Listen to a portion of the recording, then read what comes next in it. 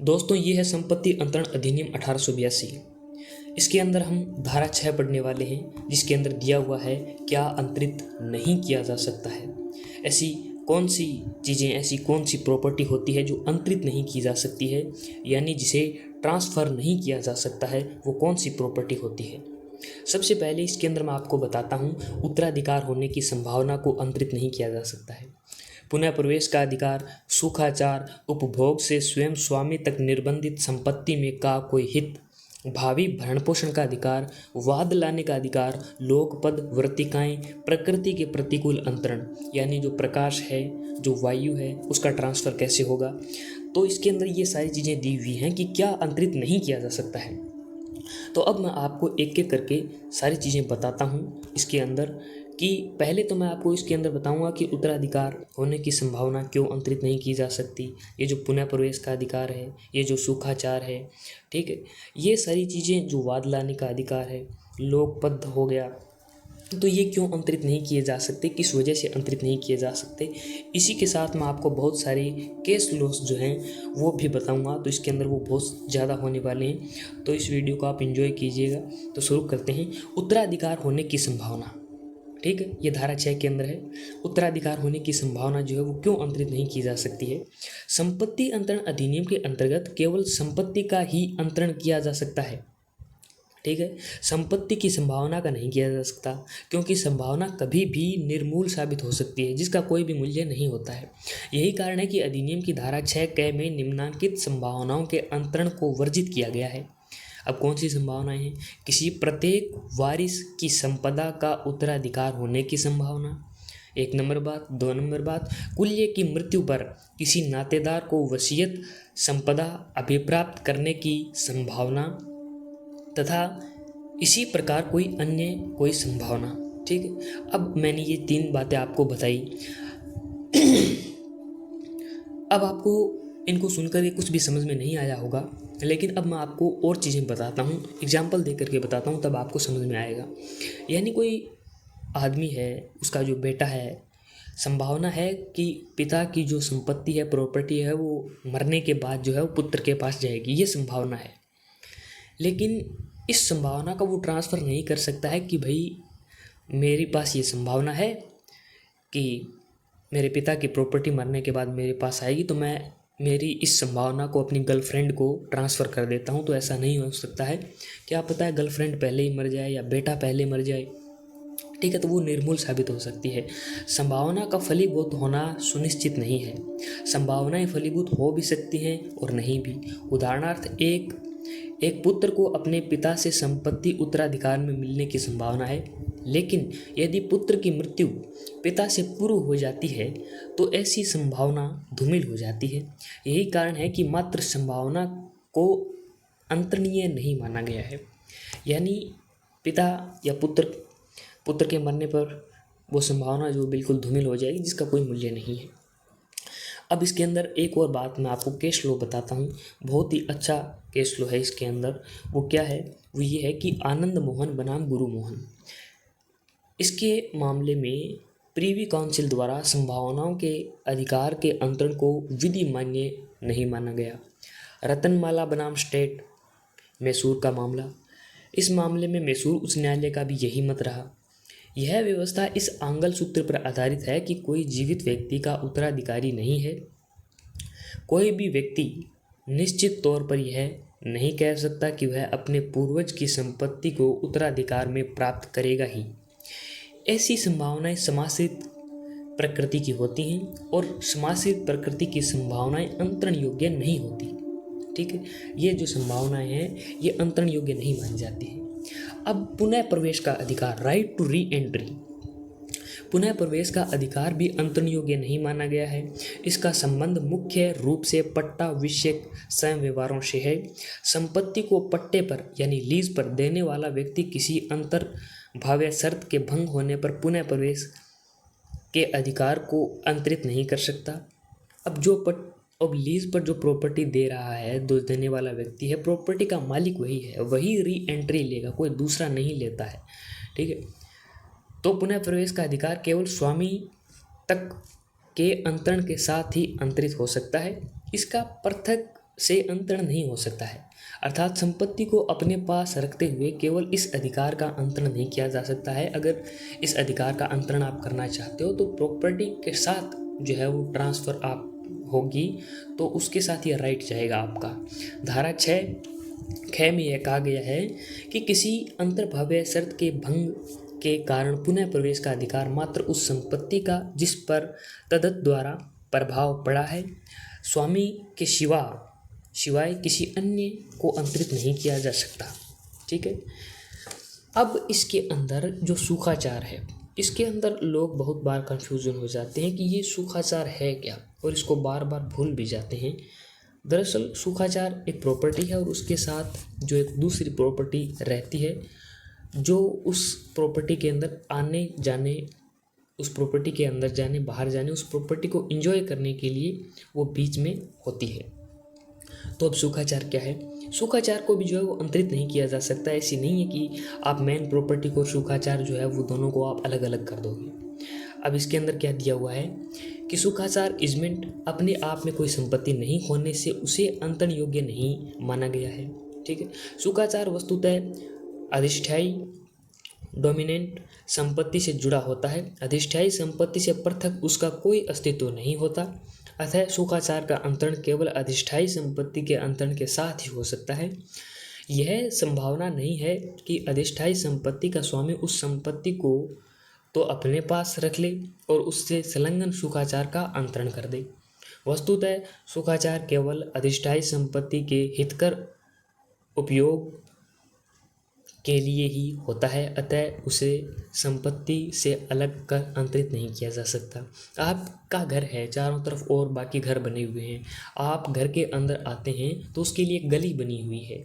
ठीक है। तो उस गली को जो है वो आप ट्रांसफ़र नहीं कर सकते और घर आप अपना अलग नहीं बेच सकते। उस घर के साथ ही आप अगर उस गली को बेच देंगे तो फिर अब खरीदने वाला व्यक्ति जो है प्रॉपर्टी को, आपके घर को, तो वो उसको कैसे इंजॉय कर पाएगा? जब आप प्रॉपर्टी को एंजॉय नहीं कर पाएंगे तो फिर किस तरीके की वो प्रॉपर्टी रही। फिर 4 नंबर जो ये क्या कहता है, उपभोग में स्वयं स्वामी तक निर्बंधित संपत्ति में का कोई हित। ये जो टॉपिक है कि उपभोग में स्वयं स्वामी तक निर्बंधित संपत्ति में का कोई हित, इस चीज़ के अंदर क्या रहता है कि आपको आपकी योग्यता के अनुसार जो है वो कोई चीज़ मिली हुई होती है। ठीक है। आपकी जो योग्यता है, आपकी योग्यता के ऊपर आप अपने दम पर खड़े होते हैं उस चीज़ को लेकर के, तो वो चीज़ ट्रांसफ़र नहीं की जा सकती है। एग्जाम्पल के लिए पुजारी हो गया। ठीक है। तो पुजारी अपनी जो क्वालिटी है, अपनी स्किल जो है, अपने पूजा पाठ, अपने कर्मकांड की विधा वो जानता है, इस वजह से वो पुजारी बना है। मेहनत इस वजह से बना है, सेवायत हो गया, काजी हो गया, इस वजह से बना है, वो उसकी खुद की योग्यता है। और वो ऐसा नहीं कह सकता कि भाई मैं पुजारी हूँ तो मेरा बेटा जो है वो पुजारी रहेगा इस मंदिर में। वो ट्रांसफ़र नहीं कर सकता इस चीज़ को, क्योंकि बेटे के अंदर वो योग्यता नहीं है। ये खुद की योग्यता की बात हो रही है, खुद की उपलब्धि की बात हो रही है। अधिनियम की धारा 6 के अनुसार ऐसी संपत्ति का अंतरण नहीं किया जा सकता जिसका उपभोग केवल उसके स्वामी तक ही सीमित या निर्बंधित हो। दूसरे शब्दों में यह कहा जा सकता है कि कोई सुविधा, लाभ या अधिकार किसी व्यक्ति को उसकी स्वयं की ख्याति, उपलब्धि या हैसियत के कारण प्रदत्त किया गया हो, वहाँ उसका अंतरण किसी अन्य व्यक्ति को नहीं किया जा सकता। यह विशुद्ध रूप से एक व्यक्तिगत अधिकार होता है। ये आपका पर्सनल राइट है। ठीक है। आपका हक सुफा का अधिकार हो गया। ठीक है। पुजारी, मेहनत, सेवायत, काजी आदि का पद हो गया। परवरिश पाने का अधिकार हो गया। निवास का अधिकार हो गया। खर्चे पानदान का अधिकार हो गया। ठीक। ये जो सारी चीज़ें हैं इनको ट्रांसफ़र नहीं किया जा सकता है। अब मैं आपको एक चीज़ें इसके अंदर और बताता हूँ, वो क्या है, भावी भरण पोषण का अधिकार, चाहे वह किसी भी रीति से उद्भूत, प्रतिभूत या अवधारित हो, अंतरित नहीं किया जा सकता। अब इसके अंदर इसके अंदर लोग कन्फ्यूजन हो जाते हैं कि ये क्या है। भावी भरण पोषण का अधिकार एक व्यक्तिगत अधिकार है, इसलिए वह अंतरण योग्य नहीं है। धारा 6 घ में यह कहा गया है कि भावी भरण पोषण का अधिकार चाहे वह किसी भी रीति से उद्भूत, प्रतिभूत या अवधारित हो, अंतरित नहीं किया जा सकता। इसके अंदर एक केस है, वो क्या कहता है, लेकिन बीबी हेलियन बनाम उमादुनिसा, ये पटना का मामला है। इसमें अभिनिर्धारित किया गया कि धारा 6 घ के प्रावधान भरण पोषण की बकाया राशि की वसूली पर लागू नहीं होते हैं। जो बकाया आपकी वसूली राशि है उसको लेकर के धारा 6 घ के प्रावधान जो है भरण पोषण की बकाया राशि की वसूली पर लागू नहीं होते हैं। ये किस केस में कहा गया, बीबी हलियन बनाम जो उमादुनिसा का ये पटना का मामला है, इसमें कहा गया। अब जो ये वाद लाने का अधिकार है, आपका वाद लाने का अधिकार इसके अंदर रहता है कि भाई आप वाद ला सकते हो। तो वाद लाने के अधिकार को लेकर के जो है वो ट्रांसफ़र नहीं किया जा सकता है। क्यों ट्रांसफ़र नहीं किया जा सकता वाद लाने का अधिकार? तो केवल वाद लाने के अधिकार को भी अंतरित नहीं किया जा सकता। वाद लाने का अधिकार संपत्ति से जुड़ा होता है, अतः संपत्ति के स्वामी तक ही वाद लाया जा सकता है। जो संपत्ति का मालिक, प्रॉपर्टी का जो ओनर है, वही जो है वाद ला सकता है।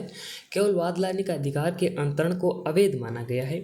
धारा 6 में यह स्पष्ट रूप से कहा गया है कि वाद लाने का अधिकार मात्र अंतरित नहीं किया जा सकता।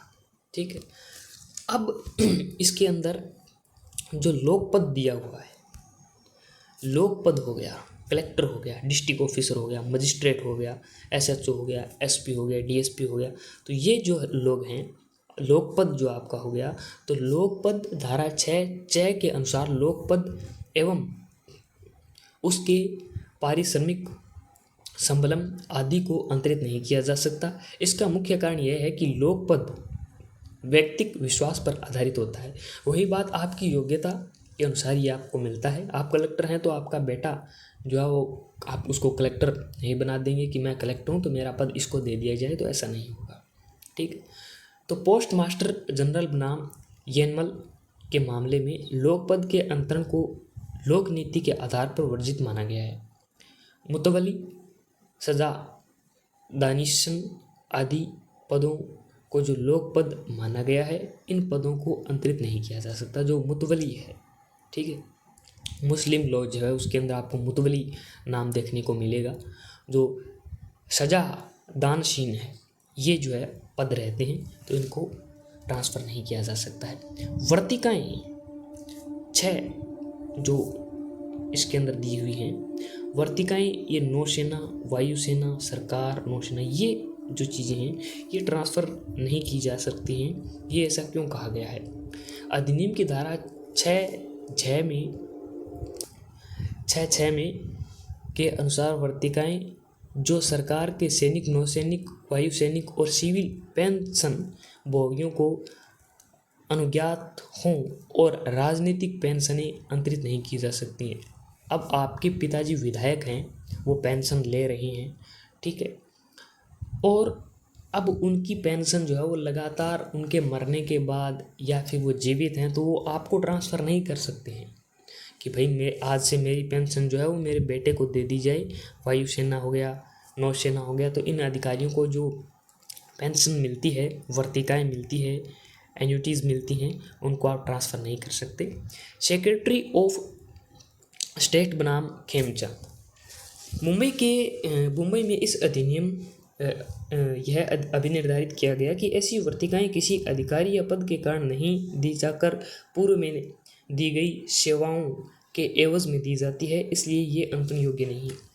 आपके अपनी दम पर आप नौसैनिक बनते हैं, आपने खुद देश को सेवा दी है, तो आपने सेवा दी है तो आपको ही वो जो है वर्तिकाएँ, पेंशन आपको मिलेगी, किसी और को नहीं मिलेगी।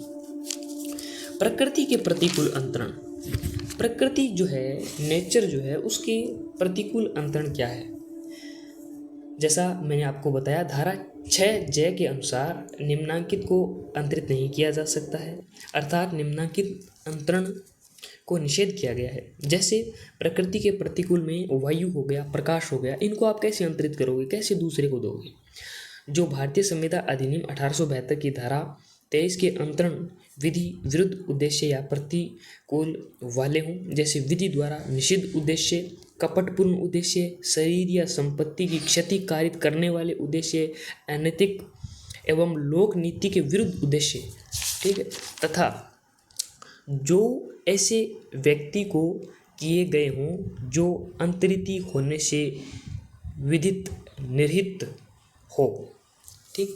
यानी प्रकृति जो है, नेचर जो है, उसके अंतर्गत जो है वो आप इन सारी चीज़ों को ट्रांसफ़र नहीं कर सकते हैं। जैसा मैंने आपको बताया धारा 23 में भी ये जो संविदा अधिनियम है उसके अनुसार जो हमारा संविदा कॉन्ट्रैक्ट है, ठीक है, कॉन्ट्रैक्ट एग्रीमेंट में हम 1872 का जो धारा 23 है उसके अंदर विधि विरुद्ध निषिद्ध उद्देश्य, विधि विरुद्ध जो उद्देश्य हो, ठीक है, कपटपूर्ण आपका उद्देश्य हो, शरीर संपत्ति को क्षति करने वाले उद्देश्य हों, तो इस तरीके के जो उद्देश्य रहते हैं लोक नीति के विरुद्ध उद्देश्य हो गया, तो इनको ट्रांसफ़र नहीं किया जा सकता है, ये लीगल नहीं है, ये सारी चीज़ें इलीगल मानी जाती हैं, ठीक है। तो आज हमने देखा कि भाई क्या अंतरित नहीं किया जा सकता है। उम्मीद करता हूँ ये छोटी सी वीडियो आपको अच्छी लगी होगी। आपने इस वीडियो को देखा, सुना, उसके लिए बहुत बहुत धन्यवाद। Thank you.